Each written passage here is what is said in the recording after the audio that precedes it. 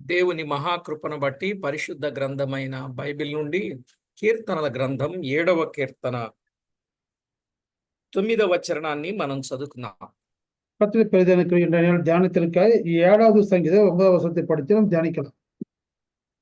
హృదయములను అంతరింద్రియములను పరిశీలించు నీతిగల దేవా. நாம் பார்க்கிறோம் 7வது சங்கீதம் 9వ வசனத்தில் நாம் பார்க்கின்ற பொழுது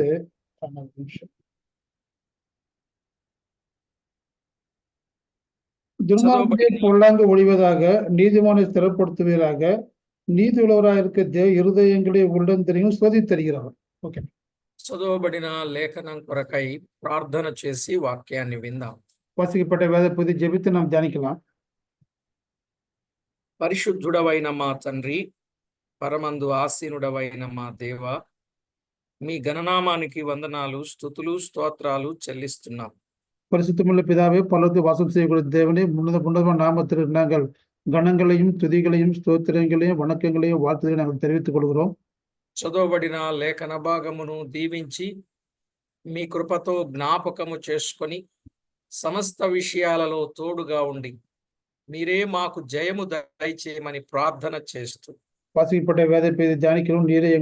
நீரை எங்களை மழை வெளிப்படுத்த வேண்டும் என்று சொல்லி, நீரை எங்களை பலப்படுத்தப்பட வேண்டும் என்று சொல்லி, நீ சிறப்படுத்த வேண்டும் என்று சொல்லி எங்களை கேட்டுக்கொண்டு మా ప్రభు అయిన యేసు క్రీస్తు నామమున వేడుచూ ఉన్నాము తండ్రి.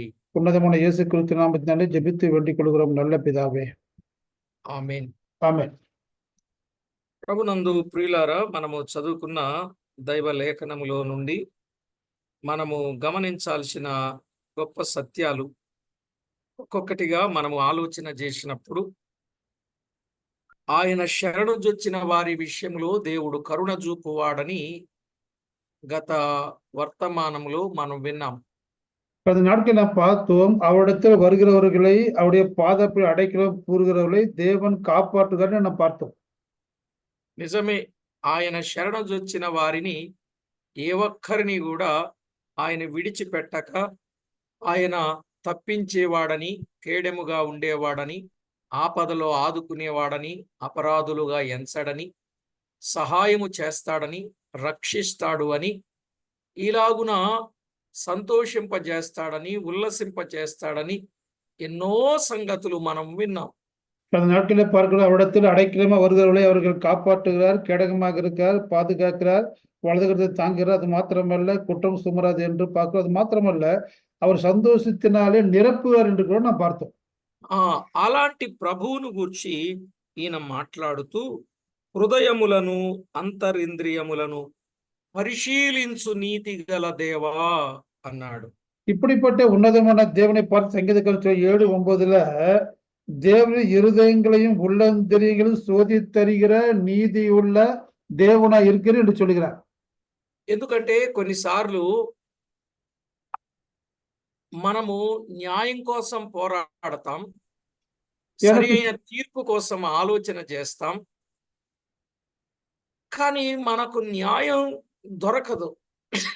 சில சமயம் சில நீதிக்காக நாம் போடுகிறோம், சில நியாயத்துக்காக நாம் போராடுகிறோம், ஆனால் நமக்கு சரியான நீதி கிடைப்பதில்லை. కొన్నిసార్లు మనం సత్యంగా ఉండి, ధర్మంగా ఉండి, యథార్థంగా ఉండి కూడా అన్యాయాన్ని అనుభవిస్తూ ఉండాల్సిన పరిస్థితులు వస్తాయి. நாம் சில சமயம் சத்தியமாக உண்மையாக இருந்து கூட சில சமயத்தில் நாம் அநியாயத்தை நாம் அனுபவித்துக் கொண்டு வந்திருக்கிறோம். అదే విషయాన్ని మనం చూచినప్పుడు ఆయన అన్నాడు, అయ్యా, నన్ను తరుము వారు సింహముల వలె పొంచి ఉన్నారు ముక్కలుగా చీల్చివేయడానికి, కానీ నీవేమో పరిశీలన చేస్తున్నావు. ఒకవేళ పరిశీలన చేసినప్పుడు నేను అపరాధిగా కనబడితే నన్ను మంటిపాలు కాని, ఒకవేళ నా హృదయం బాగుంది అనుకుంటే నీవు నన్ను రక్షించు అని దేవుని సన్నిధిలో తెలియజేసినట్లు చూస్తాం. அவர் சொல்றாரு, சத்துரு வருகிற சிங்கம் போல வருகின்ற பொழுது அவர் என்னை ஆத்மாவை விடுவிக்க இல்லாமையால் அதை பெறாதபடிக்கு காத்துக்கொள்ளும், ஒருவேளை என்னிடத்தில் தோஷம் இல்லாதிருக்குமானால் நீர் என்னை பரிபூர்ணமை కాపాற்றுవీర్ என்று சொல்லி సంగీతకారుడు నమ్మిక வைக்கிறார். ఎందుకంటే మనుషులు పై రూపాన్ని చూస్తారు, పై రూపాన్ని లక్ష్య పెడతారు, కానీ దేవుడు ఆంతరంగిక విషయాలను లక్ష్య పెడతాడు.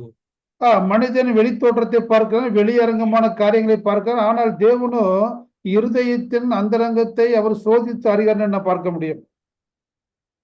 ఎందుకంటే దైవ లేఖనాలలో మనం చూస్తున్నాం ఎన్నో కోణాలలో ఆలోచన చేసినప్పుడు ఆ దేవుడు తన ప్రజలైనటువంటి వారికి ఆయన నెమ్మదిని కలుగ చేసేవాడుగా, సహాయకుడుగా ఉండి మేలు చేసేవాడుగా ఉన్నట్లు మనము చూస్తాం. தேவன் தன் பிள்ளைக்கு நிம்மதி தருகிறார், சகாயத்தை தருகிறார். அது மாத்திரம் மேலான ఉన్నతமான కార్యங்களை செய்வதற்கு ஆயத்தமாக இருக்கிறார். సమూయేలు మొదటి గ్రంథం 16వ అధ్యాయం 7వ వచనంలో మనుషులు పైరూపాన్ని లక్ష్య పెడతారు, కానీ ప్రభువు హృదయమును లక్ష్య పెడతాడు అని ఆ భాగంలో వ్రాయబడింది. 1 சாமுவேல் 16ஆம் அதிகாரத்தை பார்க்கிறோம், 17 பார்க்கிறோம். தேவன மனிதனை வெளியே பார்க்கிறான், దేవుని இருதயத்தை பார்க்கிறோம். కనుక మనుషులు పైకి చేసే పనిని మనం చూసి మనము ఏం లక్ష్య పెట్టాల్సింది లేదు. దేవుడు హృదయములను, అంతరింద్రియములను పరిశీలించేవాడు అనే విషయాన్ని మనం గుర్తిస్తే చాలు. தேவன் இருதயத்தையும் அந்தரங்க காரியங்களையும் தேவன் பரிசீலிக்கிறார் என்று நாம் அனுதினம் நம்ம வாழ்க்கையில நாம் எச்சரிக்கையா இருக்க வேண்டும்.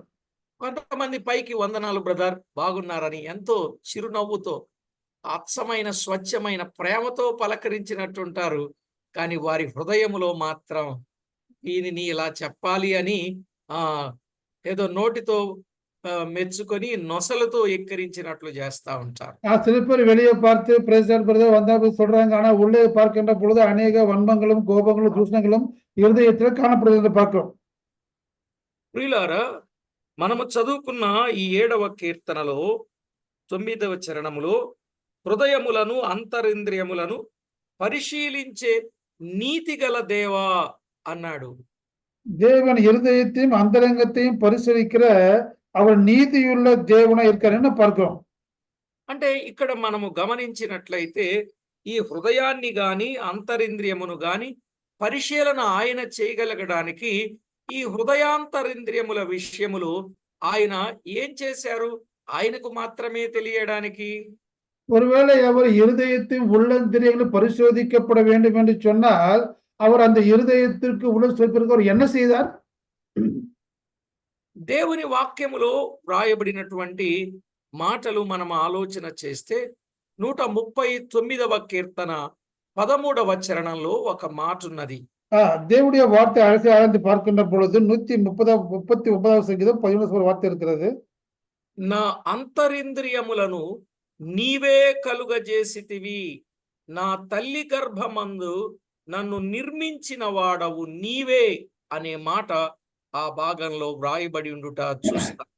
நீர் என் உள்ளந்திரியங்களை கை கொண்டு இருக்கிறீர், என் தாயின் గర్భத்தில் என்னை కాపాడినీర్. ప్రియులారా,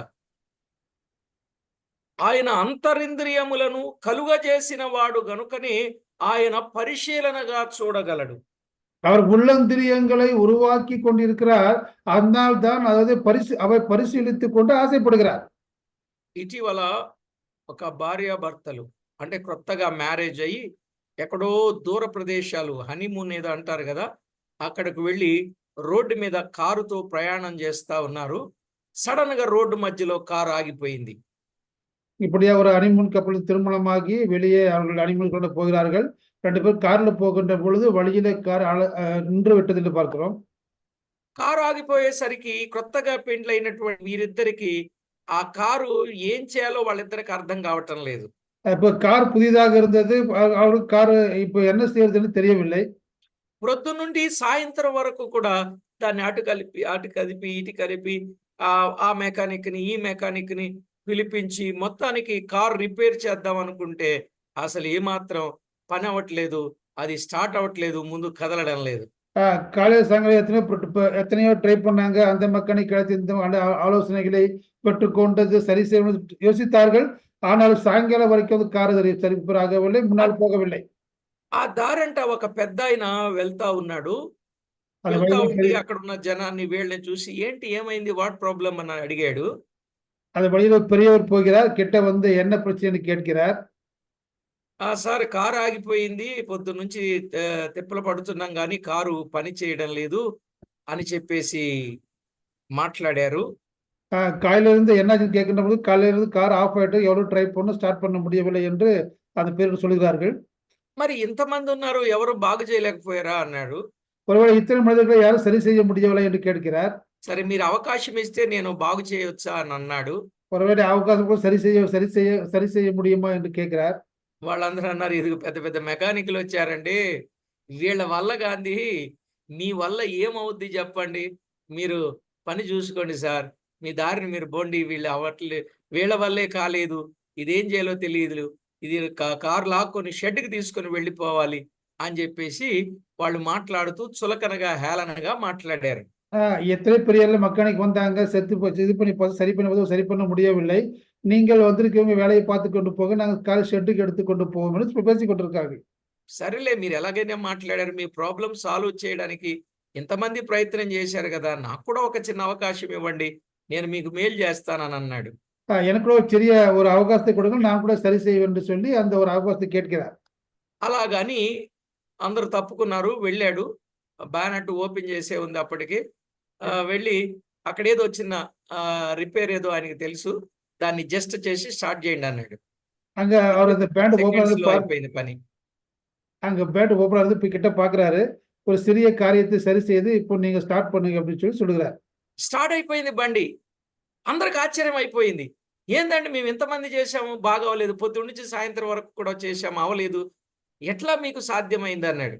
ஆக்சுவலா காலையில நேரம் வரை ட்ரை பண்ண ஒண்ணும் பண்ண முடியாது. நீங்கள் எப்படி செய்தீர்கள் என்று ஆச்சரியப்பட்டு கேட்கிறார்கள். ఆ బండి మ్యానుఫ్యాక్చర్ చేసేది నేనయ్యా. దాన్ని తయారు చేసినోడిని నేను. దానికి ఎట్లానో ఏంటో నాకు తెలుసు గదా! కాబట్టి దాని సంగతేంటో నాకు బాగా తెలుసు కాబట్టి నేను దాన్ని చేయగలిగాను అని అన్నాడు సింపుల్‌గా. அவர் சொன்னாரு, இந்த வண்டியை உருவாக்கினவர் நான் தான். அதனால எந்த இடத்துல என்ன பண்ணுறது எனக்கு நல்லா தெரியும் என்று சொல்லி, அவர் சரி செய்தேன் என்று சொல்லி சிம்பிளா அவர் சொன்னார். సార్ నమస్కారం సార్. నమస్కారం సార్. మిమ్మల్ని ఏదో అనుకున్నాం సార్. Sorry sir. క్షమించండి సార్. ఇది జరిగిన సంగతి ఇది. இது ஒரு நடந்த ஒரு சங்கதி என்ன பார்க்கிறோம்.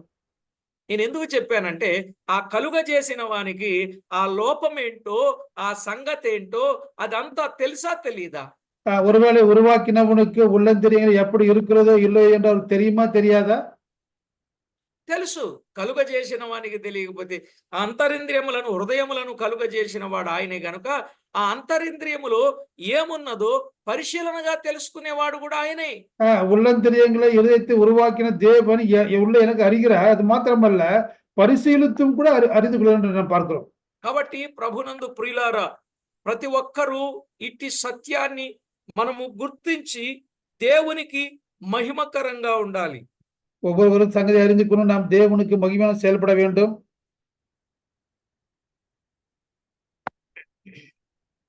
ఇర్మియా గ్రంథములో దేవుడే స్వయంగా ఆయన ఏం మాట్లాడాడో ఒకసారి చదువుతారా? எரேமியா புத்தகத்தை பார்க்கின்ற பொழுது தேவன் சுயமாக சொன்ன ஒரு காரியத்தை நாம் தியானிக்க போகிறோம். 17వ అధ్యాయం 10వ వచనం. பார்க்கலாம். 17வது அதிகாரம் 10வது வசனம். ఒకని ప్రవర్తనను బట్టి వాని క్రియ చొప్పున, క్రియల ఫలము చొప్పున ప్రతికారము చేయుటకు యెహోవా అను నేను హృదయమును పరిశోధించువాడను, అంతరింద్రియములను పరీక్షించువాడను అన్నాడు. பார்க்கலாம். எரேமியா 17:10 கர்த்தராகிய நானே ஒவ்வொருவனுக்கும் அவன வழிகளுக்கு செய்களுக்கும் பலனுக்கு தக்கதை கொடுக்கும்படிக்கு இருதயத்தை ஆராய்கிறவரும் உள்ளந்தரியங்களை சோதித்தவருமா இருக்கேன்னு என்கிறார். ఇక్కడ ఆయన అన్నాడు, యెహోవా అను నేను హృదయమును పరీక్షించువాడను, పరిశోధించువాడను, అంతరింద్రియములను పరీక్షించువాడను అని చెప్పాడు. பார்க்க கர்த்தராகிய நான் இருதயத்தை ஆராய்கிறவரும் உள்ளந்தரியங்களை சோதித்தவருமா இருக்கேன்னு நான் பார்க்கிறோம். ఎందుకు ఆయన పరిశీలన చేస్తాడు, ఎందుకు ఆయన పరీక్ష చేస్తాడు అని అంటే, ஏன் அவர் பரிசீலிக்கிறார், ஏன் அவரை சோதிக்கிறார் என்று நாம் பார்க்கின்ற பொழுது, ఒకని ప్రవర్తనను బట్టి వాని క్రియల ఫలము చొప్పున ప్రతీకారము చేయుటకు అనేది మనము గుర్తించాలి. அவனுடைய வழிகளுக்கு தக்கதாகவும் கிரியைகளுக்கு தக்கதாக பலன் கொடுக்கும்படிக்கு தேவன் இந்த காரியத்தை செய்கிறார். అంటే దేవుడు హృదయములను, అంతరింద్రియములను పరిశోధిస్తూ పరీక్షించేది ఎందుకంటే మన క్రియల ఫలాన్ని మనకివ్వడానికి ఆయన అలా చేస్తాడు. ఎవ్వరు చూసినా చూడకపోయినా ఆయన మాత్రం చూస్తూనే ఉన్నాడు గనుక మనం ఏమి చేస్తామో దాని ఫలాన్ని మనం పొందుతాం. அதாவது யார் பார்த்தாலும் பார்க்காவிட்டாலும் தேவன் நம் இருதயத்தை ஆராய்கிறார், உலக சோதித்தருகிறார். காரணம் என்னன்னு சொன்னா அதை எல்லாவற்றையும் ஆராய்ந்து பார்த்து கிரியைகளுக்கு தக்கதுக்கு பலன் கொடுக்கும்படி இருக்கிறார். చూశారా? ఆయన హృదయములను అంతరింద్రియములను పరిశీలించే నీతి గల దేవుడు. ఎందుకు ఆయన పరిశీలన చేస్తున్నాడో మనకు అర్థమైంది. இருதயத்தை ஆராய்ந்து சோதித்தறிந்து அவர் அறிகிற நீதி உள்ள தேவன். அவர் எதற்காக அப்படி செய்கிறார் குறித்து நாம் பார்த்தோம். కనుక దేవుడే వాని ప్రవర్తనను బట్టి క్రియల ఫలము ఇస్తాడు. అందుకని మనమేమి ఇతరులను నిందించడం గాని, అబ్జెక్ట్ చేయడం గాని, ఇబ్బంది పెట్టడం గాని మనం ఏం చేయాల్సింది లేదు. దేవునికే అప్పగించాలి, దేవుడే చూసుకుంటాడు అనుకోవాలి. தேவன் அவனுடைய வழிகளுக்கு தக்கதாக கிரியைகளுக்கு தக்கதாக பலன் கொடுக்கிறார். நாம் யாரையும் குறை சொல்லவோ இதனால் இப்படி வந்ததோ என்று சொல்லி நாம் யாரையும் குறை கொள்ளவோ குற்றம் சொல்லவோ கூடாது. అంతరింద్రియములను కలుగజేసిన వాడు ఆయనే గనుక వారి క్రియలను బట్టి ఖచ్చితంగా జీతం ఇచ్చేవాడుగా ఉన్నాడు. உள்ளந்திரியங்களை சோதித்தார் அவரே. அதனால அவருடைய கிரியைகள் நிமித்தம் அவர்களுக்கு வெகுமதி கொடுப்புறம் அவரே. ప్రియులారా, ప్రకటన గ్రంథం 2వ అధ్యాయం 23వ వచనంలో కూడా ఒక చక్కని మాట చెప్పాడు.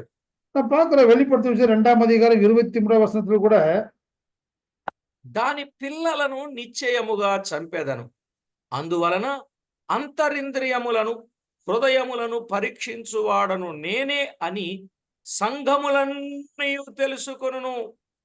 మరియు మీలో ప్రతివానికి వాని వాని క్రియల చొప్పున ప్రతిఫలము ఇచ్చెదను అన్నాడు.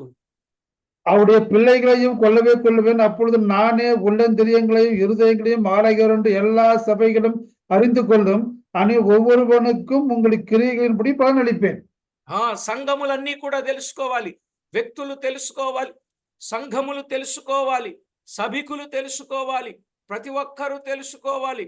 ఆయన అంతరింద్రియములను హృదయములను పరీక్షించేవాడు ఆయనే గనుక మీలో ప్రతివానికి వాని వాని క్రియల చొప్పున ప్రతిఫలము ఇస్తాను అని చెప్పాడు.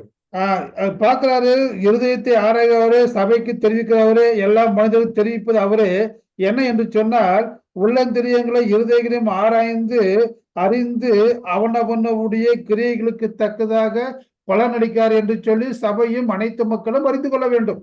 చూడండి, ఈరోజు ఆయన తాను నివాసమున్న స్థలములో నుండి భూలోక నివాసులందరి వైపు చూస్తున్నాడు. వారి అంతరింద్రియములను తెలుసుకుంటున్నాడు. వారి వారి క్రియలను బట్టి జీతం ఇచ్చేవాడుగా ఉన్నాడు. ఇక అంతే. தேவன் தன்னுடைய ஸ்தானத்திலிருந்து பூமியை பார்க்கிறார், மனிதர்களை பார்க்கிறார், அவனை கிரியைகளை பார்க்கிறார், அவனை கிரியைகளை பார்த்து அவனுக்கு பலன் கொடுக்கிறார். కాబట్టి ఏ విషయములోనూ కూడా మనం ఇతరులను నిందించడం, బ్లేమ్ చేయడం, లేకపోతే ఇబ్బంది పెట్టడం, కష్టపెట్టడం మనం చేయాల్సిన అవసరం ఏమీ లేదు. అది దేవునికే తెలుసు. దేవుడు ఎప్పుడు ఏం చెయ్యాలో అది ఆయనకే తెలుసు. అది ఆయనకే మనం అప్పగించుకుందాం. ఆయన ముందు ఎంతటి బలవంతులైనా ఆయనకేమి ఎక్కువ కాదు, ఎంత గొప్పవారనబడినా ఆయనకి ఎక్కువేం కాదు. వారి వారి క్రియలను బట్టి ఆయన జీతం ఇస్తాడు. தேவன் நாம் ஒரு மனிதன் நிந்திக்கவோ குறை சொல்லவோ கூடாது. தேவன் எந்த பலவானாக எவ்வளவு பெரியவனாக இருந்தாலும் சரி, அவனுடைய கிரியைகளுக்கு தக்கதாக அவனை இருதயத்தை சோதித்தறிந்து தேவன் பலன் கொடுக்கார் என்று நாம் அவரை அறிந்து கொண்டு அவருடைய కార్యத்துக்கு நாம் విట్టుவிட வேண்டும். చూడండి, ఇర్మియా భక్తుడు ఒక మాట చెప్తా ఉన్నాడు. ఇర్మియా గ్రంథం 12వ అధ్యాయం 2వ వచనంలో ఒక మాట చెప్తున్నాడు. చూడండి, நான் பார்க்கிறோம் எரேமியா நிருபம் 12వ అధ్యాయం 2వ వచనం. నీవు వారిని నాటుచున్నావు, వారు వేరు తన్నుచున్నారు, వారు ఎదిగి ఫలమునిచ్చుచున్నారు, వారి నోటికి నీవు సమీపముగా ఉన్నావు గాని వారి అంతరింద్రియములకు దూరముగా ఉన్నావు. ఇక్కడ భక్తునికి కూడా సంగతి తెలిసిపోయింది. కొందరు ఎంత బాగానో ఉన్నట్టుంటారట, కానీ వారి అంతరింద్రియములు దేవునికి దూరంగా ఉన్నాయని భక్తునికి అర్థమైపోయింది. இங்க ஒரு பக்தன் தன்னை தேவன் எப்படியாக உணர்கிறான். அவர்கள் நாட்டினார்கள், வேறுபட்டு தேறி போனார்கள், கனி கொடுக்கிறார்கள். ஆனால் அவர்கள் வாய்க்கு சமீபம் இருதயங்களுக்கு உள்ளந்திரியங்களுக்கு దూరంగా இருக்க சொல்லி భక్తன் அறிகிறான் என்று நாம் பார்க்கிறோம். నాటేవాడు దేవుడే, వేరు తన్నేటట్లు ఎదిగించేవాడు దేవుడే, ఎదిగి ఫలములను ఇచ్చేటట్లు చేసేది దేవుడే. నాటుகிறவர் தேவன், வேர் பற்றி தேறிப்பண்ண தேவன் கனி கொடுக்கும்படி செய்கிறவர் தேவனே.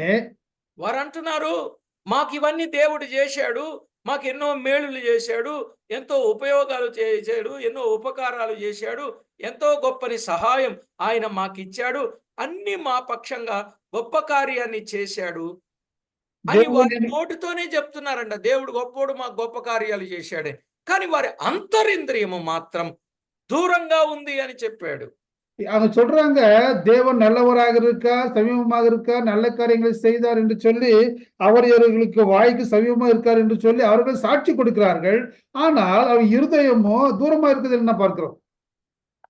కాబట్టి ప్రభునందు ప్రియులారా, అలాంటి వారి విషయములో ఆయన ఏం చేసేవాడుగా ఉన్నాడు?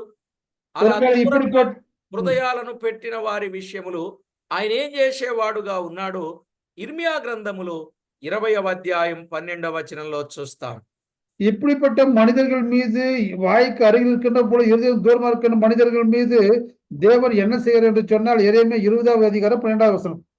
సైన్యములకు అధిపతియగు యెహోవా, నీతిమంతులను పరిశోధించువాడవు నీవే, అంతరింద్రియములను హృదయమును చూచువాడవు నీవే, నా వ్యాజ్యమునకు నీకే అప్పగించుచున్నాను, నీవు వారికి చేయు ప్రతిదండన నేను చూతునుగాక.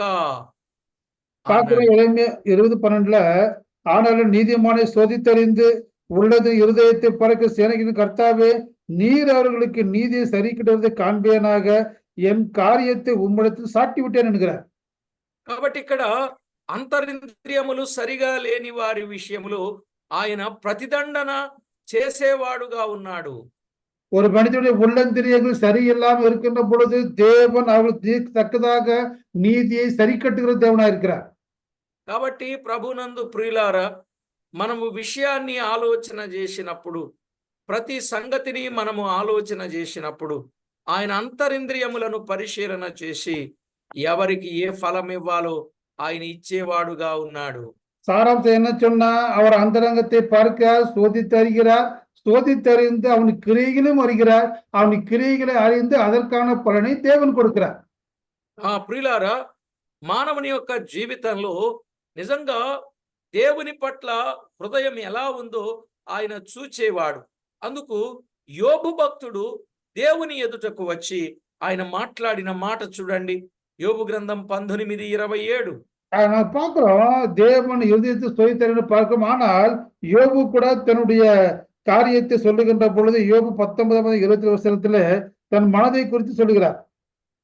నా మట్టుకు నేనే చూచెదను, మరి ఎవరునూ కాదు, నేనే కన్నులారా ఆయనను చూతును, నాలో నా అంతరింద్రియములు కృషించుచున్నవి లేక కృషించి ఉన్నవి.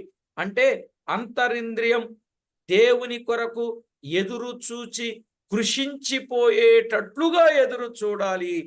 ప్రభు కొరకు నీ సత్యాన్ని చూస్తున్నాం.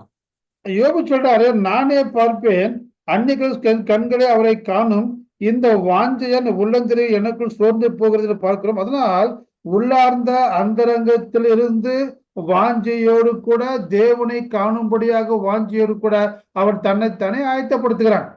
అందుకే దేవుడు అలాగున న్యాయము చేసేవాడు, క్రియలను బట్టి జీతమిచ్చేవాడు గనుకనే కీర్తనాకారుడు 26వ కీర్తన 2వ చరణంలో ఒక మాట చెప్పాడు.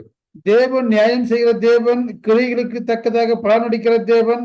சங்கீதம் 26:2 நான் பார்க்கின்ற பொழுது, యెహోవా నన్ను పరిశీలించుము, నన్ను పరీక్షించుము, నా అంతరింద్రియములను నా హృదయమును పరిశోధించుము అన్నాడు. இங்க பார்க்கிறோம் சங்கீதம் 26:2, கர்த்தாவே என்னை பரீட்சித்து என்னை சோதித்து பாரும், என் உள்ளந்திரியங்களை என் இருதயத்தை புடமிட்டு பாரும் என்று சொல்லி சங்கீதம் 26:2 நம்ம பார்க்கிறோம். చూశారా? నన్ను పరిశీలించు, నన్ను పరీక్షించు, నా అంతరింద్రియములను హృదయమును పరిశోధించయ్యా, నేనెలా ఉన్నాను, నా యందు నీకు ఆయాసకరమైన మార్గం ఏదైనా ఉందేమో చూడు అన్నట్లుగా దేవుని సన్నిధిలోనే ఆయన పరిశీలన చేసుకుంటున్నాడు. அங்க பார்க்கிறோம், தேவனுக்கு சந்நிதி முன்பதாக என்னை பரீட்சித்து சோதித்து பாரும், ஒருவேளை என் உள்ளந்திரியங்களிலே உமக்கு வேண்டாத காரியம் இருக்கிறதோ என்று சொல்லி இருதயத்தை சோதித்து பாரும் என்று சொல்லி சங்கீதக்காரன் అర్పణిக்கிறான். కాబట్టి ప్రతి ఒక్కరు కూడా హృదయ పరిశీలన చేసుకొని తమ భక్తి జీవితం, విశ్వాస జీవితం, ఆత్మీయ జీవితం, యాత్రా జీవితం ఎలా ఉన్నదో మనల్ని మనమే పరీక్ష చేసుకొని ప్రభువుకు మహిమకరంగా జీవించవలసిన వారమై ఉన్నాం. இப்படியாக ஒவ்வொரு மனிதனும் தன்னுடைய பக்தி உள்ள ஜீவித்தம், விசுவாச வாழ்க்கை ஜீவித்தம், அது மாத்திரமல்ல ஆவிக்குரிய வாழ்க்கை, இன்னும் சொல்லப்போன விசுவாச யாத்திரையுடைய வாழ்க்கையில எப்படி இருக்கிறது அவனவனை தன்னைத்தானே ஆராய்ந்து அறிந்து கொள்ள வேண்டும். కనుక ప్రతి ఒక్కరూ ఇట్టి సత్యాలను అర్థం చేసుకొని ప్రభువుకి ఎంతో మహిమకరంగా జీవించవలసిన ఆవశ్యకత ఎంతో ఉన్నది. ஒவ்வொருவரும் இந்த இப்படிப்பட்ட தேவனை அறிந்து கொண்டு உள்ளந்தரியங்களை அறிந்து கொண்டு நம்ம எப்படியாக வாழ வேண்டும் என்று சொல்லி நாம் அறிந்து கொள்வது அவசியம். సామెతల గ్రంథం 23వ అధ్యాయం 16వ వచనంలో நான் பார்க்கலாம், நீதிமொழிகள் 23ஆம் அதிகாரம் 16 வசனம்.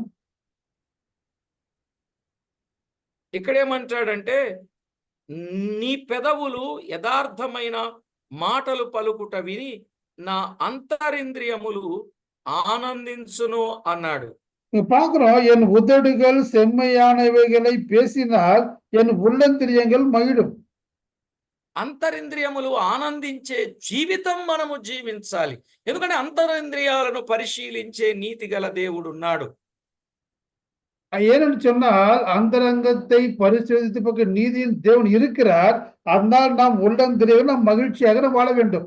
కనుక ప్రతి ఒక్కరూ ఈ సత్యాలను అర్థం చేసుకొని దేవునికి ఎంతో మహిమకరంగా జీవించాలి అని ప్రభు పక్షంగా ప్రేమతో మనవి చేస్తూ ఉన్నాను.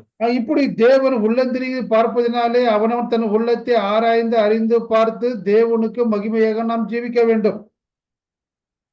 ప్రతి ఒక్కరూ వారి అంతరింద్రియములను ప్రభు పరిశీలిస్తున్నాడని ఎరిగి ఇక నుండి ఎంతో జాగ్రత్తగా దైవ భయముతో, దైవ భక్తితో, దైవ భీతితో, దైవ ప్రవర్తనతో ఈ లోకపు ప్రపంచంలో ప్రభువుకు మహిమకరంగా జీవించవలసిన ఆవశ్యకత ఎంతైనా ఉన్నది. இப்படியாக தேவனை பார்க்க அறிந்து கொண்டு தேவ பக்தியோடு, தேவ நடக்கையோடு, தேவன் கொடுத்த அந்த విశ్వాసத்தோடு நாம் உலகத்தில் வாழ்வது நமக்கு அவசியம்.